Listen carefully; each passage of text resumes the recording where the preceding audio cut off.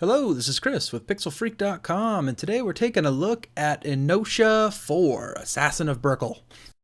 Anyways, this is an RPG that's been out now for, I don't know, 3 weeks, a month, something like that, on Android.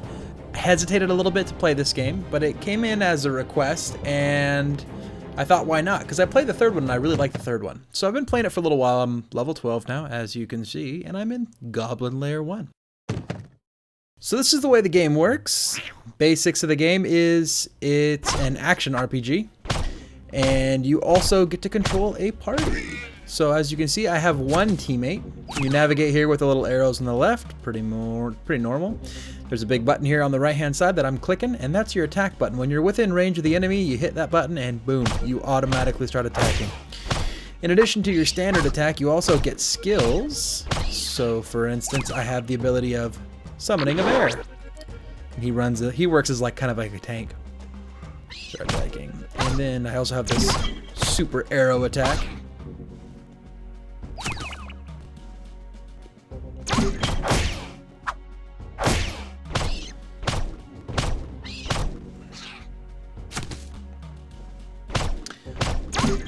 So that's the basics of combat. You get heal potions to heal yourself up. My teammate at this point in the game is actually a priest or priestess, so I don't use a lot of heal potions right now because she's doing a pretty good job of keeping up with me. Die, goblin. So one of the cool things about your skills is you get 2 sets, and the little recycle button here allows you to toggle between 2 sets of your skills. You can also switch to any member in your party, so I can just click her little icon there. I can see you can flip back and forth. And now I'm controlling her and all her abilities. I like my guy. He's way better.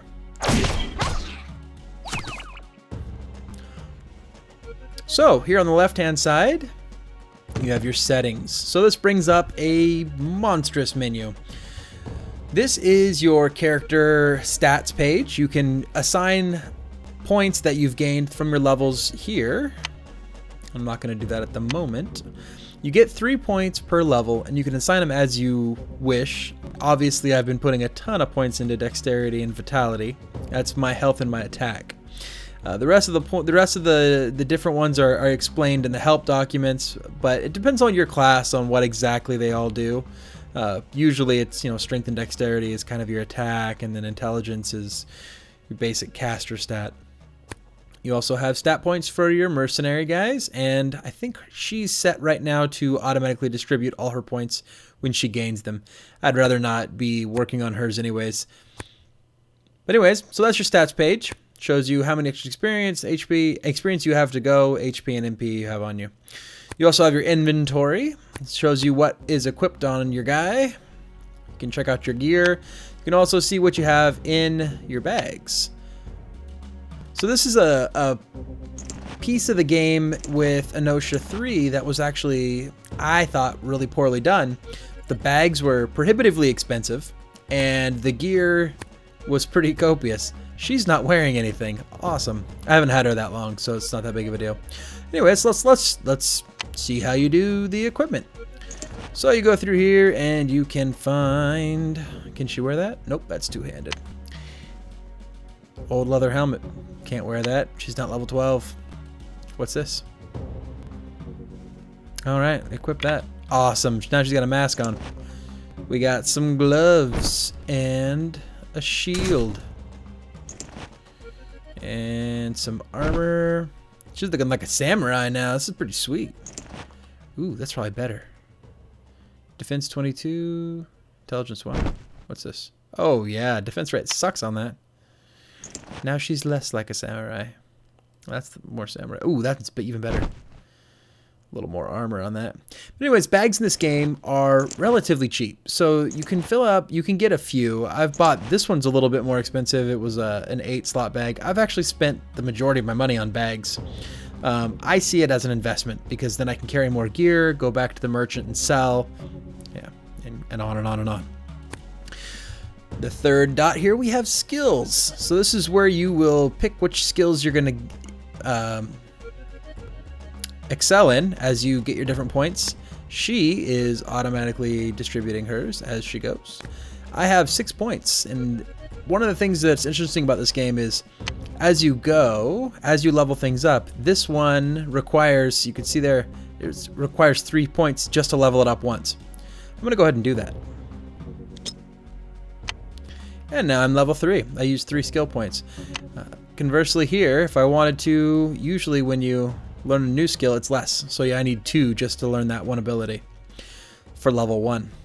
But anyways, so that's skills. You can also go through here and you can set how your artificial intelligence works when you're not playing that character. So I could set this guy up to where he would use certain skills and not use others. And there you go. You can also reset your skill points. Oh, that's something interesting that I should mention. It costs you gems though, and gems are the paid currency of the game. So I might as well get around to that point. This game is a free game.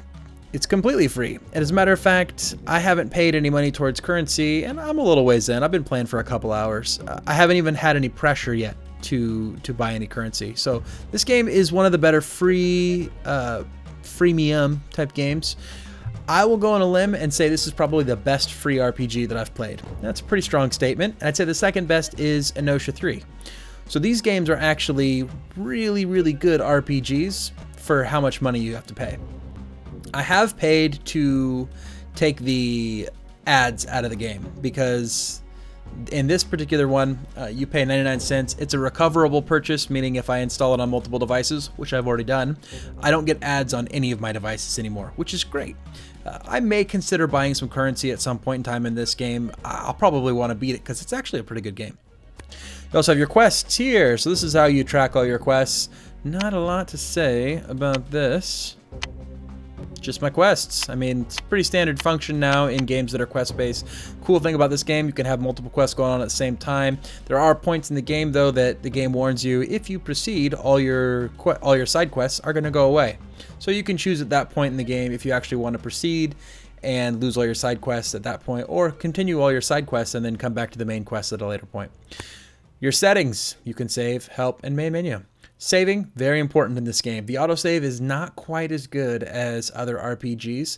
I've actually played upwards to, I don't know, half an hour, 45 minutes. The game didn't autosave itself at all. And so when I came back to the game, I had to take a phone call or something. This was on my phone. I'm actually capturing this on my tablet, so you're looking at the tablet graphics here. But I've been playing most of this on my phone. I got a phone call or something and I just went away from the game, came back, lost all my progress. Unfortunate for me. Another cool thing about this game is it allows you to sign in. So let's go out real quick. Okay. Oops, wrong button. Let's go out to the main menu real quick. So it allows you to sign in to, oh, I don't want that. This Com2US hub. So this is our Com to Us, I guess, not US. Com to Us hub. It's actually just, it's similar to what a lot of other game developers have been making. There's kind of this social networking thing, but you get an account. And the cool thing about the Com to Us one is that you can save your games up basically to the cloud, and without rooting, you can restore your progress for your game in multiple different devices. And this is something that's come up with this game. I haven't actually used that feature yet. I just use Titanium Backup. Since all my devices are rooted, I just share my saved games between my devices. So getting back into the gameplay here, we're going to take a look at how to hire new characters onto your team, but also I'll give you a peek at one of the bosses here. And the bosses in this game are actually a little bit more difficult than they should be, I think. And I think the reason they're doing that is they're trying to get you to buy your extra equipment and all the abilities and stuff. We'll take a look at the store here in a second as well. Just finish clearing out some of these enemies and we'll hop into the menu. Here we go. So mercenaries are actually hired through these little items here, these mercenary emblems. And that one actually said Warlock on it. When I clicked on it, I created that guy right there, Warlock. So you can also let him in and out of the party right there. He's automatically in. But we're also going to need to equip him with some gear. So let's go ahead and throw some stuff on him. Just kind of whatever I got laying around, I'll put on. Some shoes. All right, he's a pilot. Cloak.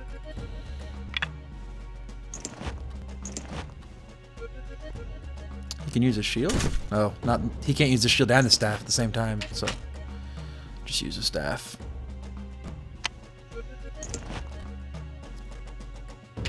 Alright, and usually when you go in to see a boss, right before a boss sequence, it'll tell you as you're zoning in that you're not allowed to save inside the next zone. So again, it gives you a fair warning before you jump in and go see the boss. There we go. So I added an assassin as well. There we go. There's the assassin.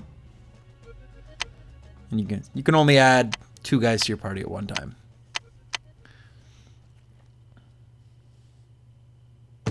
So I'm going to go ahead and get to the boss here. And I'm also going to quickly change, and you won't see this because I kind of edited it out real quick.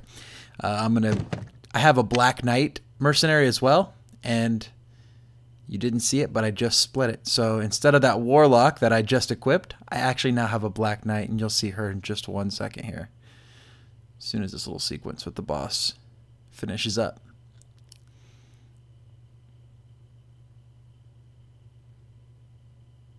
Stupid queen. So actually you can see on the right hand side there, rather than having that green haired warlock, I now have pink haired Dark Knight or Black Knight, something like that.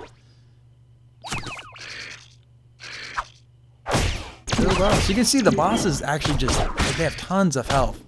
And I do believe that it has something to do with the stars underneath the boss's name. It shows that the boss is more difficult than their level actually would lead you to believe they are.